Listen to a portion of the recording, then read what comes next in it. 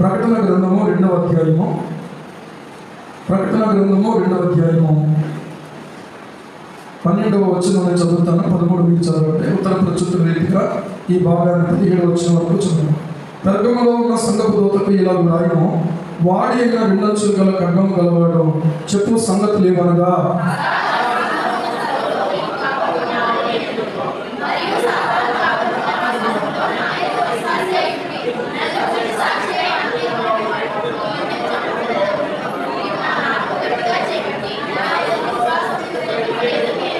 అయినను నేను నీ మీద కొన్ని తప్పిదములు మోపవలసి ఉన్నది. అవి ఏమనగా, విగ్రహములకు బలి ఇచ్చిన వాటిని తినట్లును, జారత్వము చేయనట్లును, ఇశ్రాయేలీయులకు ఉరియడమని బాలాకునకు నేర్పిన బిలాము బోధను అనుసరించేవారు నీలో ఉన్నారు. కావున మారు మనస్సు పొందుము, లేని యెడల నేను నీ యొద్దకు త్వరగా వచ్చి నా నోటి నుండి వచ్చి ఖడ్గము చేత వీరితో యుద్ధం చేసేను.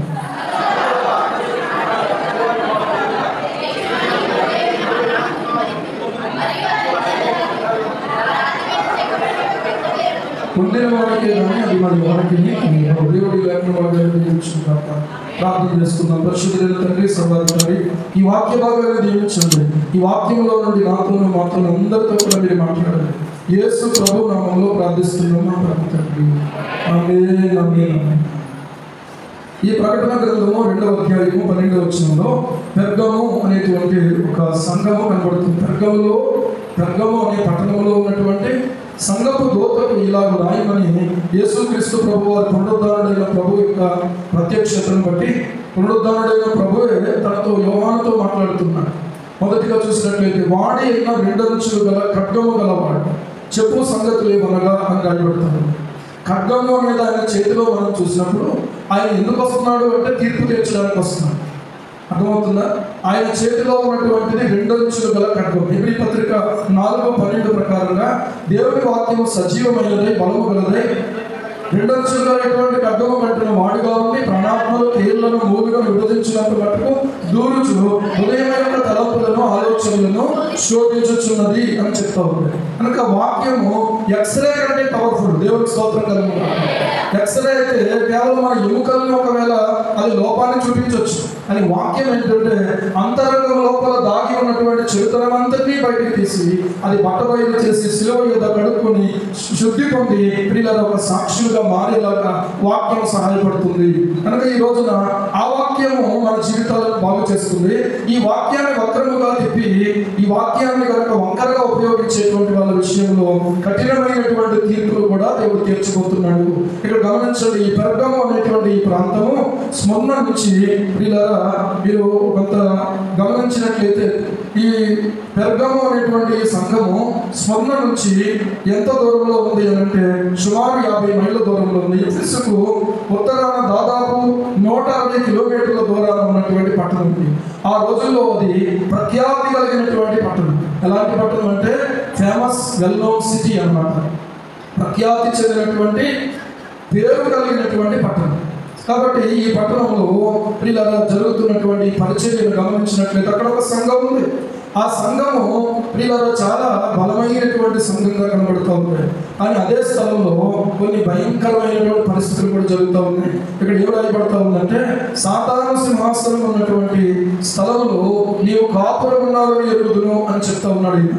ఎక్కడున్నావో తెలుసా? నువ్వు సాతాను సింహాసనం ఉన్న స్థలంలో నీవు కాపురం ఉన్నావని ఎరుగుదు. ఇంతకీ సాతాను సింహాసనం ఉన్న స్థలం ఎలా ఉంటుంది? అసలు మొట్టమొదటి సాతాను సింహాసనం ఎక్కడుందో తెలుసా? బాబెలు గోపురం దగ్గర సాతాను సింహాసనం ప్రారంభించబడింది. లేకపోతే సాతాను యొక్క ప్రేరణ ప్రారంభించబడింది అక్కడ. అది ఏదైనా తోటలోనే ప్రారంభమైంది. కానీ అంతకంటే కూడా ఎక్కువగా భూమి మీద జనములు విస్తరించి వ్యాపించినటువంటి తర్వాత నిమ్రోధు అనేటువంటి వాడు అక్కడ లేచి ఏం చేశాడో తెలుసా? ప్రజలందరినీ దేవునికి విరోధంగా కూడగట్టి ఆకాశం అంటున్నంత గోపురం కడతాం మనం. ఎందుకంటే ఇంతకు ముందు చిన్న చిన్న ఇల్లు కట్టుకున్నాం. ఒకవేళ జలప్రలయం వచ్చింది, మొత్తం అంతా ఏమైపోయింది? కొట్టుకుపోయింది. మనందరం చాలా మంది ప్రాణ నష్టం జరిగిపోయింది. ఒక కుటుంబం మిగిలింది, నోవహు కుటుంబం మాత్రమే. అలాగా ఒకవేళ మళ్ళీ ఇంకొకసారి జరగకుండా ఉండడానికి, ఒకవేళ అలాంటి విపత్తులు ఏవైనా వస్తే దాని నుంచి మనము తప్పించుకోగలగడానికి ఆకాశమంత ఎత్తైన గోపురం కడదామని కోరుకుంటున్నాను. అక్కడ బబులోను బాబెల్ అనేటువంటి గోపురాన్ని కట్టడానికి పూనుకున్నటువంటి సమయంలో అక్కడే విగ్రహారాధన అనేది ప్రారంభమైంది. ఏమంటే జలప్రలయం తర్వాత విగ్రహారాధన అనేది ప్రారంభమైన చోట బాబెల్. నిమ్రోదు, అతని భార్య, అతని కుమారుడు దేవతలుగా ఆరాధించబడడానికి ప్రజలను వాళ్ళ వైపుకు తిప్పుకున్నటువంటి చాలా కుట్రదారుడు, చాలా కుతంత్రాలు పొందినటువంటి వాడు నిమ్రోదు అన్నమాట. కనుక సాతాను సింహాసనం అక్కడ ఉన్నది. వాడు ఎక్కడైతే సింహాసనం వేసుకుంటాడో ఆ స్థలము చాలా భయంకరంగా ఉంటుంది. ఆ స్థలము చాలా దేవునికి విరోధంగా ఉంటుంది. ఆ స్థలము దేవునికి చాలా హేయమైన కార్యాలు జరుగుతూ ఉంటాయి. ఈ రోజున నేను అనుకుంటున్నాను ఏంటంటే భారతదేశంలో సాతాను సింహాసనం ఉన్నదేమో అని డౌట్ వస్తుంది ఖచ్చితంగా. ఎందుకంటే ఈ రోజున జరుగుతున్న మానభంగాలు కానీ, అత్యాచారాలు కానీ, అత్యాచారాలే భయంకరం అంటే అత్యాచారాలు ఏమంటే ఎన్ని జరుగుతున్నాయో ఈ రోజున చూస్తే దొంగతనము, దోపిడీలు, వ్యభిచార పాపము విస్తరించిపోయి జరుగుతారు. ఈ రోజున చూస్తే అవినీతి పెరిగిపోతూ ఉంది. భార్యాభర్తల మధ్య ఉండవలసినటువంటి ప్రేమలు, ఒకరి ఎడల ఒకరు ఉండవలసిన నమ్మకత్వాలు ఈ రోజున కనిపించట్లేదు. దేవుడు ఏ వివాహ వ్యవస్థనైతే స్థాపించాడో ఆ వివాహ వ్యవస్థను చులకనగా చేసే పరిస్థితులు ఈ రోజున కనిపెడతా ఉన్నాయి. ఇంకొక మాటగా ఆలోచన చేస్తే దేవుడు ఆదాముకు హవ్వను చేశాడు కానీ ఇంకొక ఆదామును చేయలేదు. హవ్వకు ఆదామును దేవుడు జతపరిచాడు కానీ ఇంకొక స్త్రీని దేవుడు జతపరచలేదు. ఈ రోజు చూస్తే దేవుడు ఆరంభించినప్పుడు ఎలాగైతే ఉందో ఇప్పుడు కూడా అదే ప్రకారంగా కొనసాగించవలసినటువంటిది వివాహ బంధం. కానీ ఈ రోజున కొంతమంది ఆలోచనలు వెలితలు వేసి, జ్ఞానం వెలితలు వేసి నాకు నేనే పెళ్లి చేసుకుంటానని చెప్పి ఒక ఆవిడ ఏం చేసింది తెలుసా? ఆవిడే పెళ్లి చేసేసుకుంటాం. ఆవిడే పెళ్లి. ఇదే విచిత్రము. ఇంకా కొంతమంది ఏమో ఆడవాళ్ళు పెళ్లిళ్ళు చేసుకుంటున్నాము. ఇంకా కొంతమంది ఏమో వీళ్ళను మగోళ్ళు పెళ్లిళ్ళు చేసుకుంటున్నాము. చాలా ఎంత ధోరణి కనబడతా ఉంది. కొంతమంది మృగాలతో కూడా ఏమంటే లైంగికమైనటువంటి సంబంధాలు కలిగి ఉన్నటువంటి పరిస్థితులు ఈ రోజున కనబడుతున్నాయి. అయితే ఇప్పుడు కొత్త కాదు. నేను చెప్పేది ఏంటంటే ఈ రోజున మీడియా ప్రతిదాన్ని మనం ముందుకు తీసుకొస్తుంది కాబట్టి ఈ రోజున అలా జరిగిందట, ఎలా జరిగిందట అంటున్నారు. కానీ ఇది ప్రారంభం నుండే జరుగుతున్నటువంటి విషయాలు ఇవన్నీ కూడా. అయితే ఇక్కడ గమనించండి, సాతాను ఎవరి జీవితంలో అయితే కాపురం ఉంటాడో, ఎవరి జీవితంలో అయితే కాపురం ఉంటాడో వారు చాలా క్రూరంగా ప్రవర్తిస్తారు. వాళ్ళు చాలా దూషణ మాటలు మాట్లాడుతుంటారు, బూతులు మాట్లాడుతుంటారు, భయంకరమైన త్రాగులు, వ్యసనాలు ఇలాంటి వాటిని ప్రేమిస్తూ ఉంటారు, వ్యభిచార పాపాన్ని ప్రేమిస్తూ ఉంటారు. భార్యాభర్తలు వారి వరుసలు తప్పి మరొకరితో అక్రమమైన సంబంధాలు కలిగిన వారిగా ఉంటారు. సాతాను ఎవరి జీవితంలో ఉంటే వాళ్ళ జీవితము పాడుగా ఉంటుంది, వాళ్ళ ఆలోచన పాడుగా ఉంటే, వాళ్ళ చర్యలు పాడుగా ఉంటే, వాళ్ళ యొక్క పరిస్థితులు పాడుగా ఉంటాయి పిల్లలు. కానీ అలాంటి జీవితాలలో దేవుడు కనికరించి దేవుడు అడుగు పెడితే కనుక, యేసుక్రీస్తు ప్రభు కనుక దర్శిస్తే కనుక, యేసు ప్రభు మనకు ఒకవేళ మాట్లాడితే కనుక, యేసు ప్రభు కనుక చోటిస్తే కనుక అక్రమమైన జీవితం సక్రమమైన జీవితం కనుక అవకాశం ఉంది. లేదంటే ఇంకా ఇంకా ఇంకా ఇంకా చెడిపోయే అవకాశం ఉంది. ఈ రోజు నువ్వు బాగుపడాలనుకుంటే యేసుక్రీస్తు ప్రభు మాత్రమే నేను బాగు చేయగలిగిన వాడు. ఎందుకంటే ఆయన పరిశుద్ధుడు, జన్మ పరిశుద్ధుడు, పరలోకమందు పరిశుద్ధుడు, భూమి యందు పరిశుద్ధుడు. బంగారం ఎక్కడున్నా బంగారంగానే ఉంటుంది కానీ దాని గుణం ఎప్పుడు మానదు. దేవునికి స్తోత్రం కలుగుతుంది. అయితే తీసుకెళ్ళి ఒక పెంటలో పడేయండి, అప్పుడు కూడా దాని గుణం మానదు. అమ్మో ఇది బంగారం ఎవరెక్కడ పడేసారో కనీసం కొంతమంది అయినా ఏం చేస్తారు, దాన్ని తీసుకుంటారు, భద్రపరుచుకునే వారుగా ఉంటారు. అంతేగాని అది పెంట కాబట్టి నేను బంగారమైనా కూడా పెంటలో కలిసిపోతానేది మాత్రం లేదు. పిల్లలు ఈ రోజు గమనించండి, ఎక్కడికి వెళ్ళినా బంగారం. ఎక్కడున్న బంగారమే, అమెరికా వెళ్ళినా బంగారమే, ఎక్కడున్న బంగారమే, జపాన్లోనైనా బంగారమే, ఎక్కడున్న బంగారమే, దుబాయ్లోనైనా బంగారమే, ఎక్కడున్న బంగారమే, ఎక్కడికి వెళ్ళినా బంగారమే. దేవత్వమే. దేవత్వం ఎప్పుడు కూడా చెడిపోవడం మాత్రం లేదు. అపవాది మాత్రమే చెడిపోయిన వాడు కనుక మనుషులను చెరుపుతున్నాడు. ఈ రోజు వాడు ఆలోచన చెరుపుతున్నాడు. ఈ ఆలోచన చెరుపుతున్నటువంటి వీడి యొక్క కార్యకలాపాలనే విగ్రహారాధనగా, లేకపోతే విచార పాపంగా, దొంగతనంగా, భయంకరమైనటువంటి డైవర్స్ కూడా కారణమవుతున్నటువంటి పరిస్థితులు ఇవే. వేరే కారణంగా ఈ రోజున పిల్లలు కూడా ఆడుతున్నటువంటి గేమ్స్ లో గోస్ట్ గేమ్స్ వచ్చినాయి. అంటే దయ్యాల ఆటలు ఉన్నాయి. సినిమాల్లో దయ్యాలు ఉన్నాయంటే సినిమాకి జనాలు ఇంకా ఎక్కువ వెళ్ళిపోతాం. ఎందుకంటే దయ్యాలే కదా. దయ్యాలంటే ఎంత ప్రేమ అర్థమవుతుందా? ఏమంటే చూడొద్దుగా, అది ఆడొద్దుగా అంటే ఇప్పుడు ఏకంగా షోలు కూడా చేసేస్తున్నారు. దయ్యాలతో అపవిత్రాత్మలు షోలు కూడా చేస్తారు. అర్థమవుతుందా? చనిపోయినటువంటి ఆత్మలతో మాట్లాడిస్తూ ఉన్నారు. ఇదే కొత్త కాదు. సోది చెప్తే సోదిలో కూడా అపవిత్రాత్మలు మాట్లాడిన సందర్భాలు లేవా? ఇప్పుడు ఆ సోది ఏం చెప్తానంటే ఇప్పుడు మీడియాలో పట్టుకొచ్చారు. ఇప్పుడు ఈ షోకి చాలా మంది ఏముంది, చచ్చిపోయిన వాడు వచ్చి మాట్లాడుతున్నారంటారు. మాట్లాడేది ఏమీ లేదు. వారి పేరున అపవిత్రాత్మలు వచ్చి మాట్లాడుతున్నాయి. ఈరోజు పిల్లలు చాలా జాగ్రత్త, ఇలాంటి షోలకు దూరంగా ఉండాలి. ఇంకొక మాట కూడా చెప్తున్నాను, రక్తము కళ్ళ చూసి సంతోషించే ప్రతి వ్యక్తి కూడా అపవాది యొక్క సింహాసనం వాడి హృదయంలోనే చెప్తున్నాను. గొడవకు కాలు దువ్వేటువంటి ప్రతి వ్యక్తి హృదయంలో కూడా అపవాది చోటు చేసుకున్నవాడే. యేసుక్రీస్తు ప్రభువు శాంత స్వభావుడు, దేవుని స్తోత్రం కలుగును గాక. ఆయన సాత్వికుడు, దీన మనస్సు కలిగిన మాట. ఆయన పరిశుద్ధులు, ఆయన మాట ఎప్పుడూ కూడా ఒక దోషం మాట రాలేదు. ఈ రోజున ప్రియులారా గమనించండి, దోషణ మాటలు పలుకుతున్నటువంటి నోరు ఏమంటే దోషణ మాటలు పలకకుండా మంచి మాటలు పలికే నోరుగా దేవుడు మార్చాడు. దేవుడి స్తోత్రం కలుగును గాక. చెడ్డ మాటలు మాట్లాడిన నోరైనది, అపవిత్రమైన మాటలు మాట్లాడిన నోరైనది, అపవిత్రమైన సూచన పొందినవి, అపవిత్రమైన వాటిని ప్రేమించే హృదయమైనది. కానీ యేసుక్రీస్తు ప్రభు నా జీవితంలో వచ్చిన తర్వాత ఆ కళ్ళు మార్చాడు, ఆ చూపు మార్చాడు, ఆలోచన మార్చాడు, ఆ మాటలు మార్చాడు, ఆ క్రియలు మార్చాడు, ఆ పాటలు మార్చాడు, ఏసై పాటలు పెట్టాడు. దేవుడి స్తోత్రం కలుగును గాక. ఈ రోజు మారినటువంటి స్థితిలో ఎవరైతే ఉన్నారో సాతాను సింహాసనం కాపురం ఉన్న స్థలంలో ఉన్నటువంటి వారు, లెక్కలేనటువంటి వారు, ప్రార్థన అంటే లెక్కలేనటువంటి వారు, వాక్యం అంటే లెక్కలేనటువంటి వారు, దైవ సేవకులు అంటే అపహాస్యం చేసేవాళ్ళు, సహోదరులు అంటే పిల్లలు ద్వేషించేవాళ్ళు, లోకస్తులైతే ప్రేమించేటువంటి వాళ్ళు ఎవరైతే ఇక్కడ ఉన్నారో ఖచ్చితంగా మీరు మోసపోవద్దు. ఎవరిని కూడా పిల్లల ఏమాత్రం కూడా మీరు చంపేవారిగా ఉంటుంది. మనస్సు మార్చుకోండి. దేవుడి స్తోత్రం. ఇది పరిశుద్ధత, ఇది వెలుగు, ఇది దేవుడు, ఇది దేవుడి సంఘము. ఇక్కడ ఉంటేనే నీకు క్షేమము, ఇక్కడ ప్రార్థిస్తేనే నీకు క్షేమము, ఇక్కడ ఉన్నటువంటి పరిశుద్ధులైనటువంటి దేవుడి పిల్లలతో, పవిత్రమైన హృదయం కలిగి ప్రార్థన చేసే వారితో నీవు కలిసి ఉంటేనే నీకు క్షేమం తప్ప లేకపోతే నీకు క్షేమం లేదు. క్షేమం అంటే ఏంటంటే ఆరోగ్యం బాగుండడమే క్షేమం కాదు. పరిశుద్ధత కలిగి ఉండడమే క్షేమం. పరిశుద్ధత కలిగి ఉండడమే క్షేమం. ప్రార్థన జీవితం కలిగి ఉండడమే క్షేమం. క్షేమంగా ఉన్నారా? ఇప్పుడు చెప్పండి, మీరు క్షేమంగా ఉన్నారా? అంటే ప్రార్థన జీవితం కలిగి ఉన్నారా? వాక్యం చదువుతున్నారా? అంటే అదేంటి ఆ వాక్యం పెడుతున్నారు కదండి, అది చదువుతున్నాను ప్రతిరోజు. ప్రతిరోజు అది చదవని పెడుతున్నారేంటి?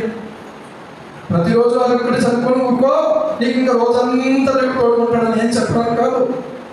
అందరూ పెడుతున్నారు, మనం కూడా పెట్టాలని పెడుతున్నాను. అని ఒక మాట చెప్తున్నాను, వాక్యాన్ని నువ్వు శ్రద్ధతో చదవలేకపోతుంటే అపవాది నేను ఏం చేస్తున్నావు తెలుసా? నేను క్యాష్ చేసుకుంటున్నాడు, లేకపోతే నేను ఎరగా మార్చుకున్నాడు అన్నా. అపవాది ఎరైతే తప్ప నువ్వు, అపవాది చేతిలో ఉంటే తప్ప నువ్వు వాక్యం చదవనేటువంటి వ్యక్తిగా ఉండవు. సాతాను సింహాసనం కాపురం ఉన్నటువంటి స్థలం ఎలా ఉంటుందంటే వ్యక్తిగత జీవితం విచ్చలబెడతనంతో ఉంటుంది, కుటుంబ జీవితం విచ్చలబెడతనంతో ఉంటుంది, అపవిత్రముగా ఆలోచించేవాళ్ళు, అపవిత్రమైన వాటిని షేర్ చేసేవాళ్ళు. కొన్నింటిని సెర్చ్ చేయకూడదు గూగుల్లో. అవి సెర్చ్ చేసే వాళ్ళందరూ అపవాద సంబంధం లేదని చెప్తున్నారు. అవి సెర్చ్ చేస్తే కనుక వాళ్ళకి జైలే, వేరే ఏమీ లేదు.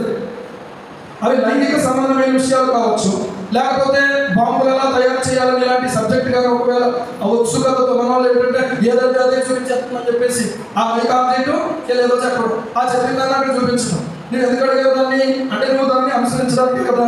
ఇలాంటి విషయాలు ఎవరైనా వాళ్ళు సెర్చ్ చేసే వాళ్ళు అయితే ఖచ్చితంగా చేతులకు బేడీలు వేయబడి, సంఖ్యలు వేయబడి మీరు జైల్లో ఉండాల్సి వస్తుంది. ఆకతాయితనంగా ఉండకండి. గూగుల్ ప్రతిదీ కూడా రీడ్ చేసేవాళ్ళు ఉంటారు. గూగుల్ అంటే చదివేం కాదు, అర్థమవుతుందా? ఎవరి నెంబర్ అయితే, ఎవరేంటో, ఎవరి ఈమెయిల్ ఏంటో అన్నీ కూడా లింకప్ అయిపోయినటువంటి పరిస్థితి అన్నమాట. అంటే ఈ విషయాన్ని గమనించండి ప్రియులారా. ఒక మనుష్యుడే ఎంతమందిని కంట్రోల్ చేసేది గూగుల్ అంటే దేవుడు అదేనా? దేవుడికి సంబంధమైన దేవతనం అంటే కాదు. ఒక మనుష్యుడే దేవుడు అనుగ్రహించిన కొంత జ్ఞానంతో లోకమంతా కంట్రోల్ చేయడం జరుగుతుంటే, మనుష్యుడికే ఎంత నెట్వర్క్ ఉంటే దేవుడికి ఇంకెంత నెట్వర్క్ ఉందో ఒకసారి ఆలోచించండి. చెడుతనమును ప్రేరేపించేవాడు, చెడుతనమును కలిగజేసేవాడు, చెడుతనానికి నడిపించేవాడు అపవాది తప్ప, దయ్యము తప్ప ఏమి కాదు. ఈరోజు ఆలోచించండి. సాతాను సింహాసనం ఉన్న స్థలంలో నీవు కాపురం ఉన్నామని నేను ఎరుగుదును అని చెప్తున్నాడు. ఆయన తెలుసు నువ్వు ఎక్కడ కాపురం ఉన్నావు. ఏమంటే ఆయన అక్కడ గమనించండి, సాతాను కాపురం ఉన్నటువంటి ఆ స్థలంలో ఏమంటున్నాడు తెలుసా? నా యందు విశ్వాసి ఎవరి యందు ఉన్నాడు? నా యందు విశ్వాసి అయి ఉండి అనే మాటకు మీరు అర్థం ఆలోచన చేయండి. విశ్వాసి ఎవరి యందు ఉన్నాడు? యేసుక్రీస్తు ప్రభు నందు ఉన్నాడు. దేవుని స్తోత్రం కలుగును గాక. ఇక్కడ మీరు గమనించండి, 2వ కొరింథీ పత్రిక 5:17 ప్రకారంగా ఒక వచనం మనం చదువుకున్నాం. చూడండి తొందరగా 5:17 త్వరగా చదవండి. కాగా ఎవడైనా క్రీస్తునందు ఉన్న యెడల వాడు నూతన సృష్టి, పాతవి గతించెను, ఇదిగో క్రొత్తవాయును, క్రొత్తదనం ఏముంది నీలో? ఆలోచన కొత్తవైనయా? చూపులు కొత్తవైనయా? నీ యొక్క జీవితంలో పిల్లరా సరైనటువంటి మంచి ఆలోచనలతో, మంచి తాత్పర్యాలతో ఇతరులతో నువ్వు మాట్లాడగలుగుతున్నావా? ఒక తల్లిలాగా, ఒక చెల్లిలాగా, ఒక కూతురులాగా. భావించుకొని మాట్లాడగలుగుతున్నావా? అందరి ముందునేమో చెల్లి తల్లి అని, తర్వాత ఏమో ఇష్టం వచ్చినట్టుగా క్రమం లేకుండా జీవిస్తున్నావా? ఎవరు పడితే వాళ్ళని తమ్ముడు, అక్క, అన్నయ్య ఎన్ని పిలుపులు బాగానే ఉంటాయి. కానీ ఈ రోజు ఇలాంటి పిలుపులు వాడుతున్నటువంటి వాళ్ళు బయట ఎలాంటి పిలుపులు వాడుతున్నారు, లోపల అక్రమంగా బ్రతుకుతున్న వాళ్ళు కూడా ఉన్నారు. అందుకే ఈ పిలుపులను నమ్మకం లేదు, పిలుపుల మీద నాకు నమ్మకం లేదు నేను చెప్తున్నాను. ఎందుకంటే అంతా అంటే పరివేశమే. నిజముగా ఒకవేళ అలాంటి భావం ఉండి అలాంటి పవిత్రత ఉంటే మంచిది, దేవుడి స్తోత్రం కలుగుతుంది. అలాంటివే ఉండాలి, కానీ దానికి వేరేది ఉండకూడదు. ఇలా గమనించండి, ఏమన్నాడు 2 కొరింథీ 5:17, కాగా ఎవడైనా క్రీస్తునందున్న యెడల వాడు ఏ సృష్టి, నూతన సృష్టి, పాతవి గతించెను, ఇవిగో క్రొత్తవాయును. పాతలో ఎలా ఉన్నావో ఇప్పుడు అలా ఉండకూడదు. క్రీస్తులో ఇప్పుడు నువ్వు కొత్త వ్యక్తి అవ్వాలి, కొత్త ఆలోచన, కొత్త మాటలు, కొత్త జీవితం, కొత్త బ్రతుకు కావాలి. అప్పుడు గుప్పు మనం ఉద్దేశం ఇప్పుడు తక్కువే వదులుతున్నానని అనుకోకండి, పూర్తిగా వదులు మానేయాలి. దేవుని స్తోత్రం కలుగుతుంది. హల్లెలూయా. 15వ అధ్యాయం యోహాను సువార్త 15వ అధ్యాయం ఒకసారి తీయండి, 4వ వచనం చదవండి. నా యందు నిలిచి ఉండుడి, నీ యందు నేనును నిలిచి ఉండును. తీగ ద్రాక్షావళిలో నిలిచి ఉంటేనే కానీ అనంతట తానే ఎలా ఫలింపదో, అలాగే నా యందు నిలిచి ఉంటేనే కానీ మీరు ఏం చేయాలి తెలుసా? ఫలింపరు. మీరు ఫలించేవారుగా ఉంటారు. నా యందు నిలిచి ఉంటే మీరు ఫలించేవారుగా ఉంటారు. ఫలము అనేది బయటకైనా లోపలికైనా ఉంటుంది. కొన్ని ఫలాలేమో లోపల ఉంటాయి, కొన్ని ఫలాలేమో బయట ఉంటాయి. వేరుశనగ పంట ఉందనుకోండి, పైకి కాయలు కనబడవు, ఎక్కడుంటాయి? కింద ఉంటాయి. ఓకే, మామిడికాయలు ఉన్నాయనుకోండి, కింద ఉండవు, పైన ఉంటాయి. దేవుడికి స్తోత్రం. కొబ్బరికాయలు అయితే పైన ఉంటాయి. పైన ఉన్నాయి చెప్పండి, ఒకటి చెప్పండి, పైన ఉన్నాయి. ఏం పడట్లేదు, తాటికాయలు. ఓకే, మంచిది, మంచి సీజన్. దేవుడికి స్తోత్రం. తాటి పొంకులు, తాటికాయలు, తాటి రొట్టెలు, తాటి ఇడ్లీలు, ఇవన్నీ ఎక్కడ ఉంటాయి? తాటికాయలు పైన ఉంటాయి. అంజూరకాయలు పైన ఉంటాయి. వేరుశనగకాయలు, క్యారెట్, ముల్లంగి కింద కదా కనిపించదు. కానీ పైకి కనబడేది ఆకైనా అది శ్రేష్టమైంది, కింద దుంపైనా అది కూడా శ్రేష్టమైంది. దేవుడికి స్తోత్రం. హల్లెలూయా. సాంబార్లో ఆనపకాయలు దొరకకపోతే ముల్లంగి దుంపలు కూడా కోసంలో పడేస్తున్నారు లేదా? ఒకప్పుడు అది జోడికేలో 20 లీవలు కాదు. ఆకలికి మనం పనికిరాని కాకరకాయ కూడా పైన కనపడుతుంది. కానీ మనకు పనికిరాదు, కానీ షుగర్ చాలా ఆరోగ్యానికి మంచిది. అప్పుడప్పుడు మనం కూడా తింటే మంచిది, ఎందుకంటే రోజులు బాగోలేదు కాబట్టి మనకు అవి రాకుండా ఉంటాయి. దేవుడికి స్తోత్రం. హల్లెలూయా. అంతరంగ ఫలాలు, బాహ్య ఫలాలు. అర్థమవుతుందా?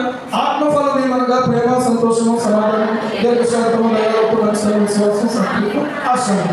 ఓకే, దేవుని వైపుగా పిల్లల మనుషుల వైపుగా మన అంతరంగం లోపల 3 రకాలుగా మనం ఫలించే వరకు ఉంటారు. సరే, ఎవరు ఫలించగలుగుతారు అంటే ఆయన యందు నిలుచున్న వారు ఫలించగలుగుతారు. ఏమంటే తర్వాత మీరు చూడండి, ద్రాక్షావళిని నేను, తీగలు మీరు. ఎవడు నా యందు నిలిచిండునో, నేను ఎవరి యందు నిలిచిండునో వాడు ఎలా ఫలించును? బహుగా ఫలించును. నాకు వేరుగా ఉండి మీరేమీ చేయలేదు, మీరేమీ చేయలేదు. అంటే ఆయనతో ఉంటే కనుక, ఆయన మనలో ఉంటే కనుక, ఆయనలో మనం ఉంటే కనుక ఖచ్చితంగా మనం ఫలించాలి. ఇప్పుడు ఇక్కడ గమనించండి, అంతిప అనే వాడి గురించి ఏం చెప్తున్నాడంటే, నా యందు ఒక విశ్వాసి అయిన వాడు. అందరి గురించి సాక్ష్యం చెప్పలేము, అందరి గురించి సాక్ష్యం చెప్పలేము. ఎవరి యందు విశ్వాసి అయినవాడు? విశ్వాసి అయినవాడు ఎక్కడ ఉన్నాడంటే యేసుక్రీస్తు అయిన నా యందు ఉన్నాడు. దేవుడికి స్తోత్రం. తర్వాత మీరు చూడండి, త్వరగా ఈ మాటలు ఆలోచన చేయండి. ఎందుకంటే క్రీస్తు నందు ఉన్నావా, క్రీస్తుకు బయట ఉన్నావా? గమనించండి, ఆలోచన చేసుకోండి. తర్వాత మీరు చూడండి, నా యందు విశ్వాసి అయ్యండి. నా యందు ఉన్నాడు, విశ్వాసి అయి ఉన్నాడు. తర్వాత చూసినట్లయితే నన్ను గురించి సాక్షి. ఎవరి గురించి? యేసుక్రీస్తు ప్రభు గురించిన మరణానికి, పునరుద్ధానానికి సాక్షి. దేవుడికి స్తోత్రం కలుగుతున్నాడు. హల్లెలూయా. పరలోకానికి సాక్షి, నిత్యత్వానికి సాక్షి. ఎవరు? వీళ్ళ తర్వాత పేరు చెప్పాడు, అంతిప. చెప్పండి అందరూ, అంతిప. అంతిప అంటే అర్థం ఏంటంటే ఎగెనెస్ట్ ఆల్ అని ఒక అర్థం చెప్పబడింది. అంతిప అంటే అర్థం ఏంటంటే వీళ్ళ అంతిప అంటే అర్థం ఏంటంటే అన్నిటికీ వ్యతిరేకం. ఎగెనెస్ట్ ఆల్ అంటే అర్థం ఏంటంటే దేవుడు దేనికి వ్యతిరేకమో ఇతడు వాటన్నిటికీ వ్యతిరేకం. దేవుడికి స్తోత్రం కలుగుతారు. ఈరోజు మీరు ఆలోచన చేసుకోండి, దేవుడు వ్యతిరేకించే ప్రతిదాన్ని మనం ఏం చేయాలంటే వ్యతిరేకించాలి. దేవుడు అంగీకరించే ప్రతిదాన్ని కూడా మనం ఏం చేయాలి? అంగీకరించాలి. దేవుడికి హేయమైనవి మనకి ఇష్టమైపోయినాయి అనుకోండి, అది డేంజర్. దేవుడు అసహించుకునేవి మనం అసహించుకోవాలి, దేవుడు ప్రేమించే వాటిని మనం ప్రేమించాలి. హల్లెలూయా. ఈరోజు ఆలోచన చేసుకోండి. నా యందు విశ్వాసి అయి ఉండి, ఈయన గురించి 2 మాటలు చెప్పబడి, నా యందు ఉన్నాడు, తర్వాత ఏంటంటే విశ్వాసి అయి ఉన్నాడు, తర్వాత ఏంటంటే సాక్షి అయి ఉన్నాడు. కొంతమంది సాక్షులు కాదు ఏమంటే, కానీ ఇతను సాక్షి. ఎలాంటి సాక్షి అని అంటే నా కొరకు చంపబడినటువంటి సాక్షి. హల్లెలూయా. ఎలాంటి సాక్షి? నా కొరకు చంపబడిన సాక్షి. సాతాను సింహాసనం ఉన్న స్థలంలో ఏం జరుగుతుందో తెలుసా? ఎవరైతే దేవుని కొరకు పట్టుదలగా నిలబడేవారుగా ఉంటారో, రోషం కలిగి నిలబడేవారుగా ఉంటారో, విశ్వాసంతో నిలబడేవారుగా ఉంటారో, వారిని చంపేయటమే సాతాను యొక్క ప్లాన్. వీడు ఉండడానికి వీలు, ఇలాంటి వారు నిలబడడానికి ఉండడానికి వీలు, చంపేయటమే. చూడండి, భారతదేశంలో ఏం జరుగుతుందో, ఏం జరుగుతుంది? చంపేస్తున్నారు. ఎందుకు చనిపోతున్నారు? దొంగతనక, విచారనక, లేకపోతే ఇంకా ఏదో చెడపని, ఏదో గంజాయి కనుక, గంజాయి పెంచినాక కాదు. అలాంటి వాళ్ళు అలాంటి అని యేసుక్రీస్తు ప్రభు సువార్తను పట్టుకున్నాను. సువార్తను వారు ప్రకటిస్తున్నాను. వీళ్ళరా భయపడద్దు, నేను ఒక మాట చెప్తున్నాను. నా నామము నిమిత్తము జనులు మిమ్మల్ని నిందించి హింసించి మీ మీద అబద్ధముగా చెడ్డమాటలా పలికినప్పుడు మీరు ధన్యులు, సంతోషించి ఆనందించండి. అంటే ఇప్పుడు ఎవరైతే నిందించబడుతున్నారో, ఎవరైతే హింసించబడుతున్నారో, ఎవరైతే వారి మీద ప్రభువు నిమిత్తం చెడ్డ మాటలు వారి మీద పలకబడుతున్నారో, వారు ఎలాంటి వాళ్ళంట? వాళ్ళు ధన్యులు, సంతోషించండి అండి, ఆనందించండి, మీ ఫలము అధికము. ధన్యులు అనబడినటువంటి ఆ స్థితిలోకి నువ్వు రావాలంటే ఆయన నామ నిమిత్తం ఏమవ్వాలి తెలుసా? నిందించబడాలి. రెండవది ఏంటో తెలుసా? హింసించబడాలి. మూడవది ఏంటో తెలుసా? కొట్టినా నేను పడతాను కదండి, ఎవరైనా ఏమన్నంటే మాత్రం ఎదుర్కోనండి. ఎదుర్కోవాలి సార్, చూసారా? కొట్టినా పడతాను, కానీ ఏమాత్రమైనా ఎవరైనా నోరు జారిందా ఊరుకొని ఊరుకున్నాను. ఇప్పుడు నువ్వు ధన్యుడు కావాలా? ఆయన నామం నిమిత్తం ముందొస్తే నువ్వు దాన్ని ప్రభు నిమిత్తం దాన్ని అంగీకరించి, లేకపోతే దానికి నేను ఏమీ మాట్లాడకుండా మౌనంగా ఉండగలవా? ప్రభు ఏమంటున్నాడు తెలుసా? నా నామం నిమిత్తము యేసు ప్రభు వారు కండ మీద ప్రసంగంలో చెప్పిన ధన్యతలు ఏవైతే ఉన్నాయో పూర్తిగా నీ హృదయమారా ఎప్పటికప్పుడు పిల్లల చదువుకొని రాసుకొని గుండెల మీద ముద్రించుకోవాలి. దేవుడికి స్తోత్రం కలుగుతుంది. ధన్యులు ఎవరైతే ఉన్నారో, ప్రభా నేనా ధన్యుడిగా ఉందా? దేవుడికి స్తోత్రం కలుగుతుంది. కీర్తన మొదటి వచనం నుంచి చెప్పండి ఒకసారి, బయటకు తీయండి.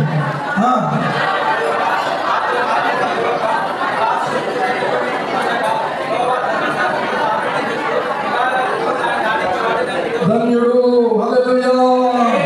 అతడు చేయనదంతయు ఏమవుతుంది? సఫలమవుతుంది. ఎవరు చేసేది? ఓ కార్డు మీద ఏదో వాక్యం దొరికింది, ఆ కార్డు వాక్యం పట్టుకొచ్చి ఇక్కడ తగిలించేసుకున్నాడు, అదే గోడ మీద పెట్టేసుకున్నాడు. నువ్వు చేసేదంతా సఫలమైపోతా? అతడు అంటే ఎలాంటి వాడు చేస్తే సఫలమవుతుంది? నా వ్యాపారం సఫలం అవ్వాలండి, ఇప్పుడు నేను పండించే పొలం సమయానికి వచ్చి పంట రావాలండి, ఏమంటే నేను చేసే పనిని దేవుడు దీవించాలి, కష్టార్జితం అనుభవించాలి, దేవుడు ఆశీర్వదించి అభివృద్ధి పొందించాలి. ఇవన్నిటికీ కూడా మూలం ఏంటంటే పైన వచ్చి ఎక్కడి నుంచి మొదలెట్టాలి? ఆలోచన చెప్తున్నా, నడవక అక్కడి నుంచి మొదలెట్టాలి. ఆ 3 చేయొద్దు.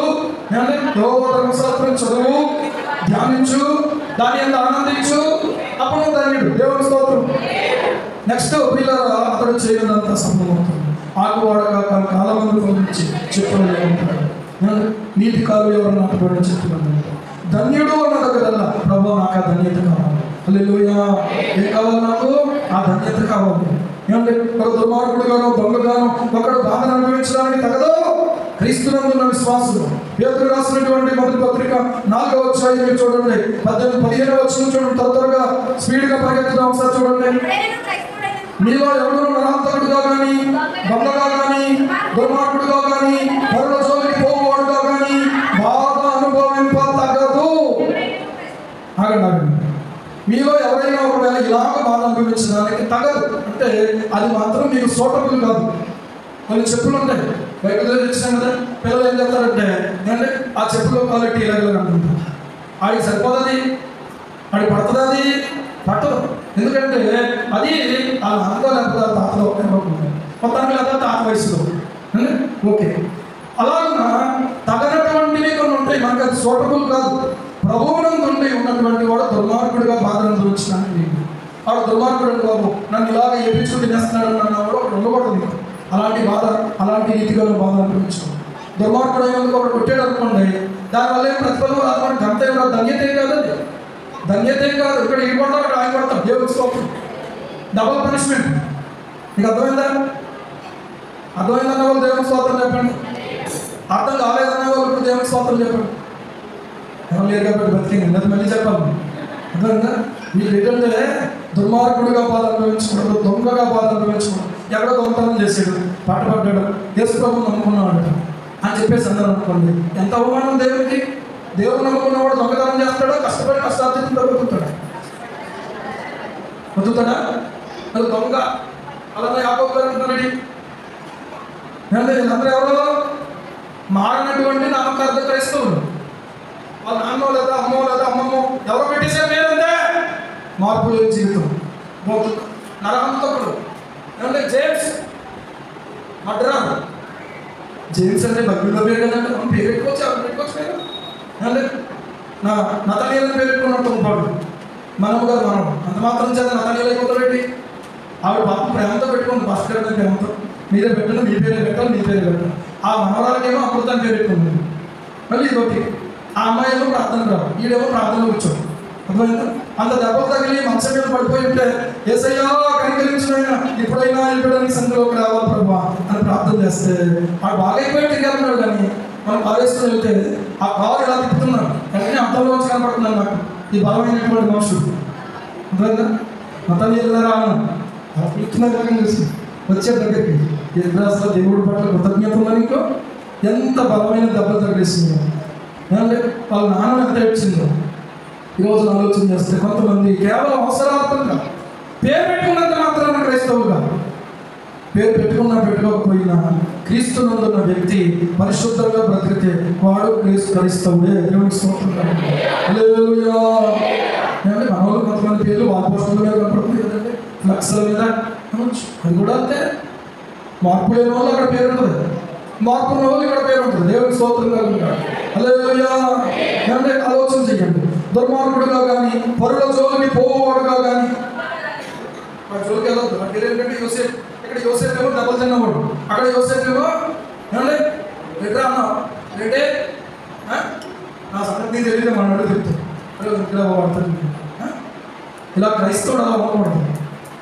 వాళ్ళు పడేసేది అనుకోండి, ఏమంటే అలా బాధ అనుభవించకూడదు. ఏ బాధ అయినా అనుభవిస్తున్నప్పుడు 16వ వచనం చదవండి. ఎవడైనా క్రైస్తవుడైనందుకు బాధ అనుభవించింది కదా. ఎవరైనందుకు? క్రైస్తవుడైనందుకు. అంటే క్రైస్తవుడైనందుకు అంటే పైన కేటగిరీస్లో ఎందులోనూ లేనందుకు, క్రీస్తులో ఉన్నందుకు. దేవుని స్తోత్రం. క్రీస్తులో ఉన్నందుకు బాధ అనుభవించిన ఎడల అతడు సిగ్గుపడక ఆ పేరును బట్టియే దేవుని మహిమపరచవలెను. హల్లెలూయా. చప్పట్లు కొట్టి ఇప్పుడు దేవుని మహిమపరచండి. ఎలాంటి వాడు? ఎలాంటి వాడు అంటే క్రైస్తవుడైనందుకు. అందుకే క్రైస్తవులు అంటే ఎవరు? క్రైస్తవులు అంటే ఎవరు? ఆ పుస్తకం వదిలేసి ఈ పుస్తకం పెట్టుకున్న వల్ల, అంటే అక్కడ గంగా స్నానం అనేసి ఇక్కడ బాప్తిస్మ స్నానం తీసుకున్న వల్ల ఎవరో మారు మనస్సు పొందిన వాడు క్రైస్తవుడు, క్రొత్త జన్మానుభవం కలిగిన వాడు క్రైస్తవుడు. హల్లెలూయా. పరిశుద్ధ వివాహమే చేస్తున్నాం. ఒకసారి బాబు ప్రార్థన చేసుకున్నావు అన్నాడు. అంటే అర్థం ఏంటి? కూడా చేసుకోలేదు. ఈ బాబాయ్ పేరేమో పరిశుద్ధ వివాహం, తనేమో పరిశుద్ధ వివాహానికి తగినట్టుగా లేడే అని అనిపించింది. పరిశుద్ధ వివాహం అంటే పరిశుద్ధుల మధ్యలో జరిగే వివాహం కదా అది. ఈ అమ్మాయి పరిశుద్ధులు కదా, అబ్బాయి పరిశుద్ధులు. దేవుని స్తోత్రం. యేసు ప్రభువును అందరూ విశ్వాసం ఉంచినవాడు కనుక ఈ రోజున ప్రభు అంటే వీళ్ళ ప్రేమ ఉంటే అయ్యో బాబా చేసుకోకుండా ఉండదు గారు, మీరు అదే ప్రశ్న అడుగుతున్నారు అన్నారు. కానీ చేసుకోండి.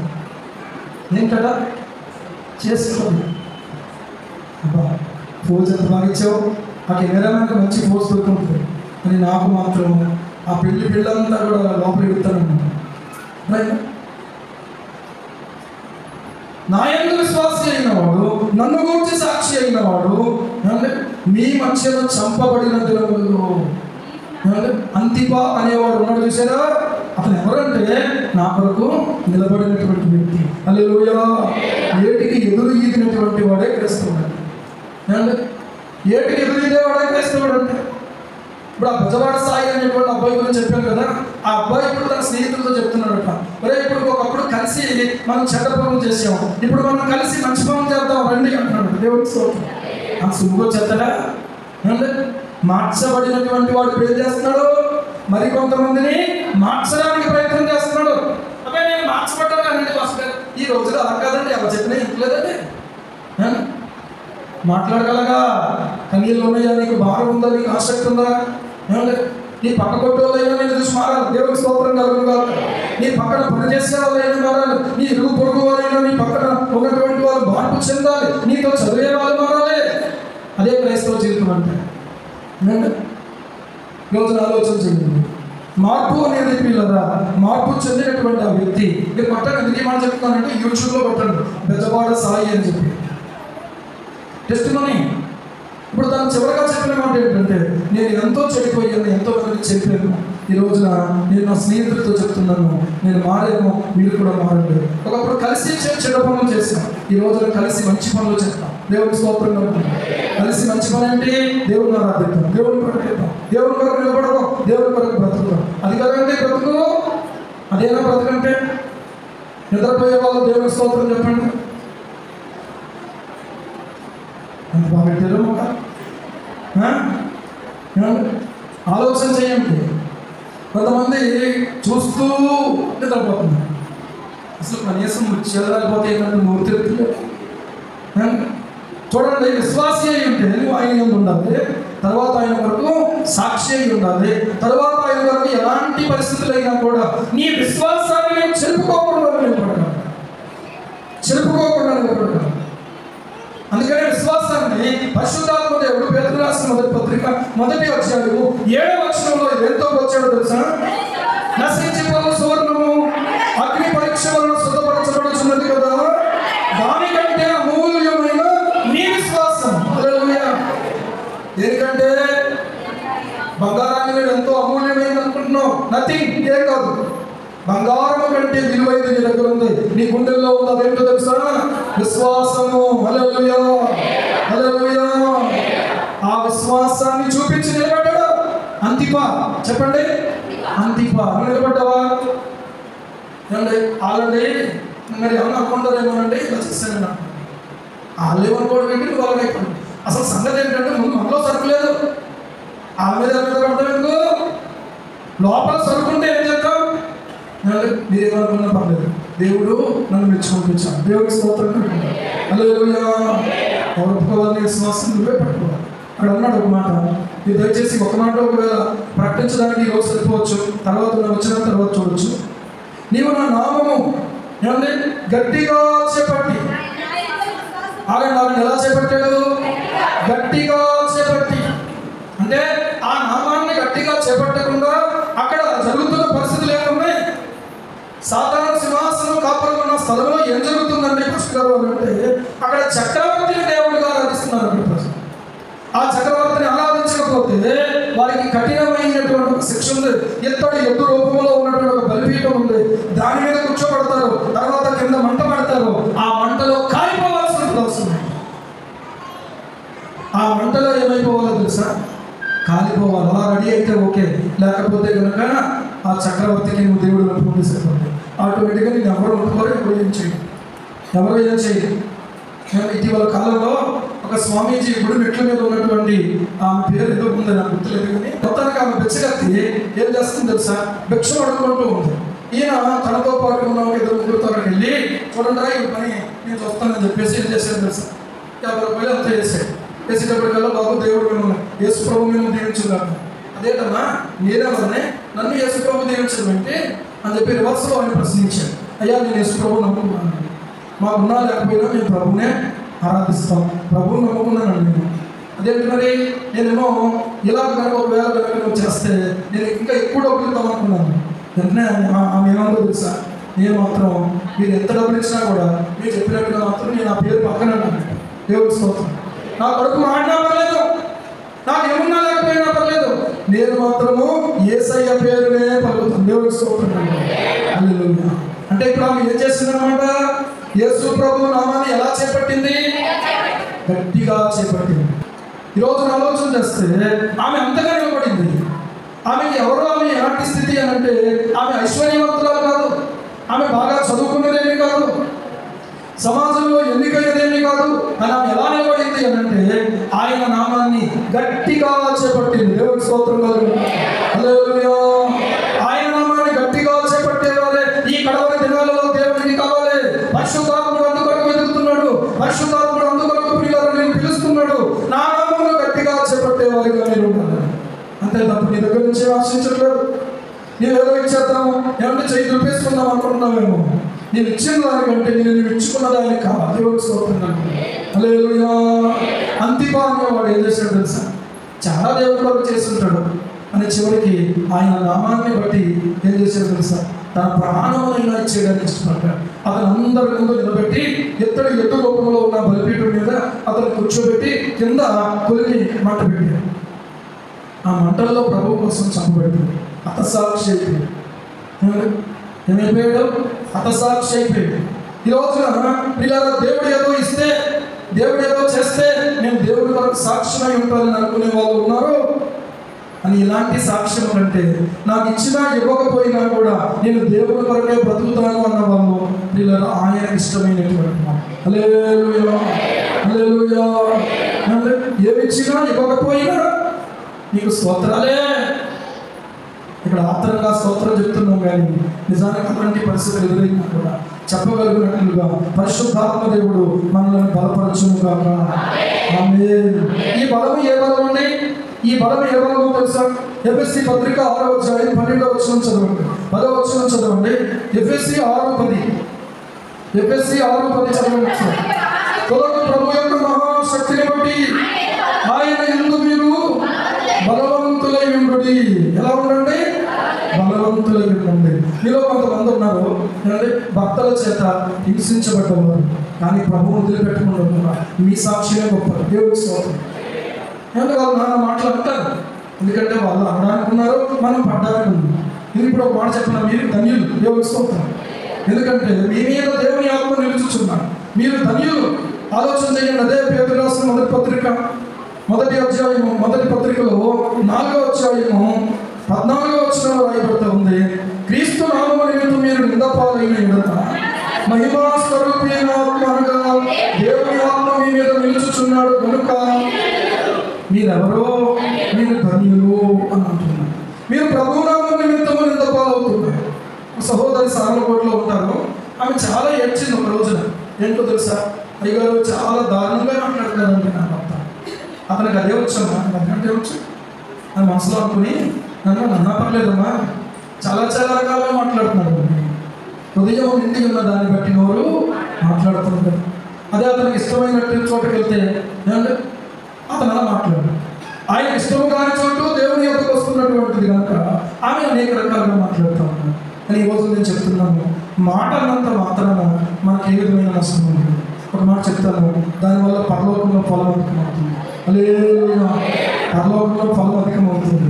పరలోకంలో ఒకవేళ ఇప్పుడు కొంచెమే ఫలం ఉందనుకోండి, ఇంటికి వెళ్ళాక ఏదో అన్నాడు, ఏదో అన్న తర్వాత ఏంటి ప్రభా, నీ మందిరానికి కదా వచ్చాను, నీ వాక్యమే కదా విన్నాను, ఏమన్నా నేను తప్పుడు పనులు ఏమన్నా చేశానా, ఏంటి ప్రభా నాకు ఇదంతా, ఎన్ని రోజుల నుంచి ప్రార్థన చేస్తున్నాను, నేర్చుకోకపోకండి. ఒక్కసారి పరలోకంలో ఫలం చూసుకోండి. దేవుడి స్తోత్రం. నా ఫలం ఏమవుతుంది? అధికమవుతుంది. థ్యాంక్ యూ, మంచిగా ఉన్నాము. నువ్వు అనకపోతే నా ఫలం అక్కడ ఎలా పెడుతుంది? ఈరోజు నా ఆలోచన చేసుకోండి. ఫలము అధికం అవ్వాలంటే ఏదో ప్రధానం ఏదో చెయ్యాలి. ఇలాంటి వాళ్ళు మనకి ఏం చేస్తున్నారు తెలుసా? పరలోకంలో మన ఫలాన్ని పెంచుతున్నారు. దేవుడి స్తోత్రంగా ఉంటారు.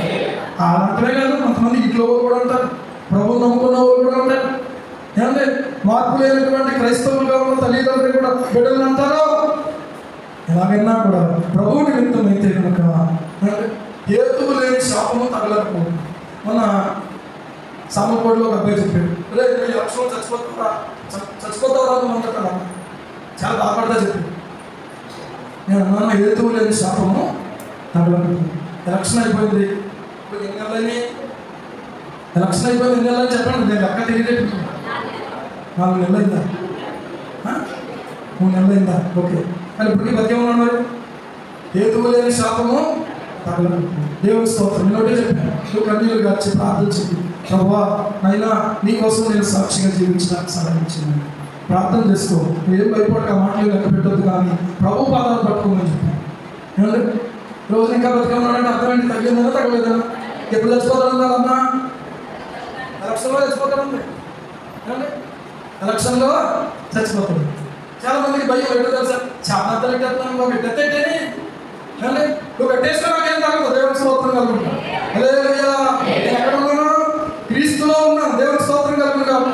ఏమంటే కొలస్సీ పత్రిక 3వ అధ్యాయం. ఇలా భయపడుతున్న వాళ్ళు ఈ వచ్చిన పట్టుకుని ప్రార్థన చేసుకుని విశ్వాసంతో పడుతుంది.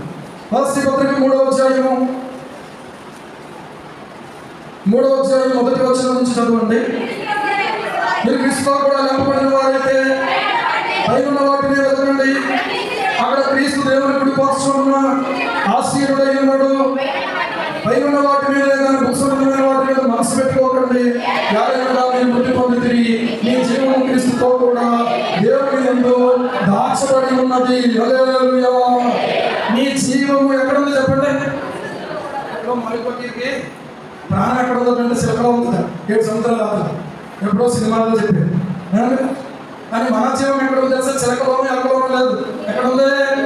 క్రీస్తుతో కూడా దేవుని యందు దాచబడి ఉన్నది. హల్లెలూయా. ఇప్పుడు నేను తాకాలంటే, నేను ముట్టాలంటే వాళ్ళు ఏదో అన్నంత మాత్రం చేత నీకేమైపోదు. జాగ్రత్త. అదవుతుందా? క్రీస్తులో నీ ఉంటే నీ జీవం క్రీస్తులో ఉంది. హల్లెలూయా. తగ్గించుకుని ఉండు, విశ్వాసంతో ఉండు, రోషం కలిగి ఉండు, ప్రార్థన పూర్వకంగా ఉండు, వాక్యం పట్టుకుని ఉండు. నేను ఏం చేయలేదు. ఆయన టైం అయితే తప్ప ఇక్కడ ఈ లోకంలో నుండి మళ్ళీ ఎవరు బయటకు తీయలేదు. అర్థమవుతుంది? యేసు ప్రభు అని ఎన్నోసార్లు చంపేయాలని చూసి, ప్రతిరోజు ఆయన చంపేయాలని చూశారు, కానీ నేను బతకనిద్దామని ఎవరు అనుకోలేదు. పరిసయ్యులు, హేరోదీయులు, శాస్త్రులు, సద్దుకయ్యులు అనుకున్నారా లేదా? అని ప్రభు ఏమన్నాడు తెలుసా? మీరు నన్ను చంపగలుగుతున్నారు కానీ మీరు చంపలేరు, నా సమయం ఇంకా రాలేదన్నాడు. మన టైం అయితే కానీ ఎవడో మనం ముట్టలేదు. దేవుడి స్తోత్రం. హల్లెలూయా. వాళ్ళు ఏదో అన్నారు, ఏదో అన్నారు, తగ్గలేదు అనుకోకండి. సాధు సుందర్ సింగ్ ఎదురుగా ఒక వ్యక్తి కూర్చున్నాడంట. అతను మాంత్రికుడు అంట. అందరూ కూడా అతను ఎదుర్కొంటే ఎవరు కూర్చోరు, భయపడి లేచిపోతారు, వెళ్ళిపోతారు. ఇతను మాత్రం అలాగే కూర్చున్నాడట.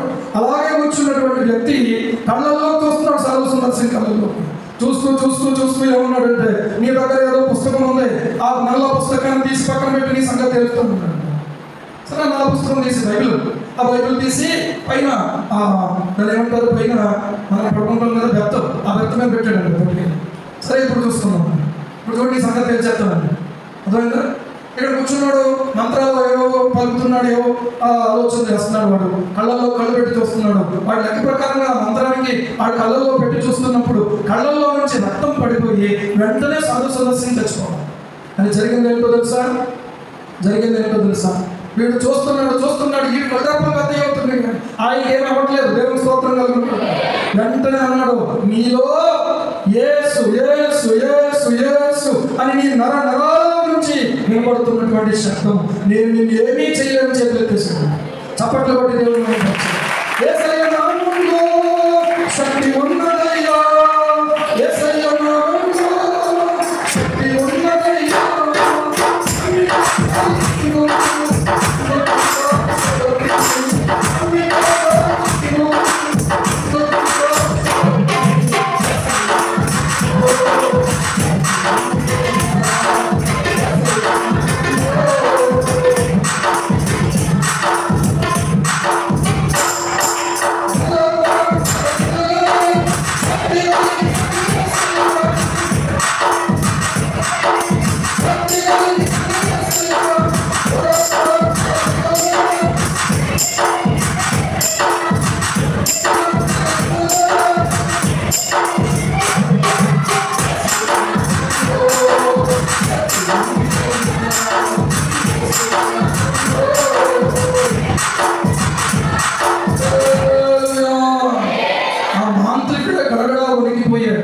ఈరోజు నువ్వేంటో తెలుసా? ఈరోజు కొంతమంది ఏం చేస్తున్నారో తెలుసా? అయిపోయి నాకు ఎవరో ఏదో చేసేసారు, నన్ను ఎవరో ఏదో చేసేసారు, అంటే వెళ్ళిపోతున్నా, అక్కడ తీసుకెళ్ళిపోతాను, ఇక్కడ తీసుకెళ్ళిపోతాను. చెప్పాలని విశ్వాసం అయితే నేను ప్రభువు నమ్ముకున్నాను, ఏది నన్ను ఏమి చేయను. దేవుడికి స్తోత్రం. హల్లెలూయా. ప్రభువులు అంటే వాళ్ళు దేవుడు నమ్ముకున్నాను. నమ్ముకున్నట్లయితే నమ్ముకుంటారు దేవుని స్తోత్రం. నమ్ముకోనట్లయితే ఏం చేస్తారు? నిన్ను చూసి దేవుని తెలుసుకొని నమ్ముకుంటారు. కన్నీళ్ళు కార్చి ప్రభు పాదం చేస్తారు. ప్రార్థన చేసే శ్వాస ఎదుట దుర్గాలు కూలిపోతాయి. దేవుని స్తోత్రం. హల్లెలూయా.